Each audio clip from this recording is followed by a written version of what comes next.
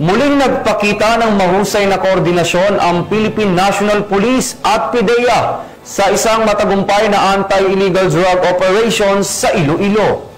Ang pinagsanib na aksyon ng dalawang ahensya ay nagresulta sa pagkakahuli ng mga sospek at pagkakakumpiska ng iligal na droga, patunay ng kanilang patuloy na pagsisikap na labanan ang kriminalidad at protektahan ang komunidad.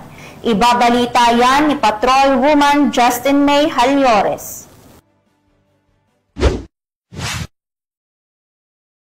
Arestado ang 3 individual sa isinagawang bypass operation ng mga operatiba ng PDEA 6, katuwang ang kapulisan, sa Barangay Bitoon, Haro, Iloilo nito lamang ika-23 ng Nobyembre taong kasalukuyan. Kinilala ang mga nadakip na sina alias Chito Agi na pangunahing target ng operasyon at dating preso, alias Dave, 23 anyos at alias JM, 24 anyos. Batay sa masusing pagmamanman, itinuring di umanong drug den ang naturang lugar matapos matukoy na ginagamit umano ni alias Chito ang kanyang mismong bahay para sa aktibidad na may kinalaman sa iligal na droga. Mariin namang itinanggi ng 3 na sila ay gumagamit o nagbebenta ng nasabing ipinagbabawal na gamot. Na-recover sa operasyon ang 13 plastic sachet ng suspected shabu at kasalukuyang nasa kustodiya na ng mga otoridad ang mga sospek para sa kaukulang dokumentasyon at nakatakdang sampahan ng kasong may paglabag sa Republic Act 9165 o ang Comprehensive Dangerous Drugs Act of 2002. Muling pinatunayan ng Philippine National Police at Philippine Drug Enforcement Agency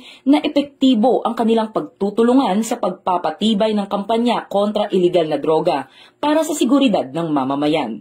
Bagong PNP para sa bagong Pilipinas, serbisyong mabilis, tapat at nararamdaman. Mula rito sa Western Visayas, ako ang inyong PNN Correspondent Patrolwoman Justin May Halyores, alagad ng batas, tagataguyod ng Balitang Pulis.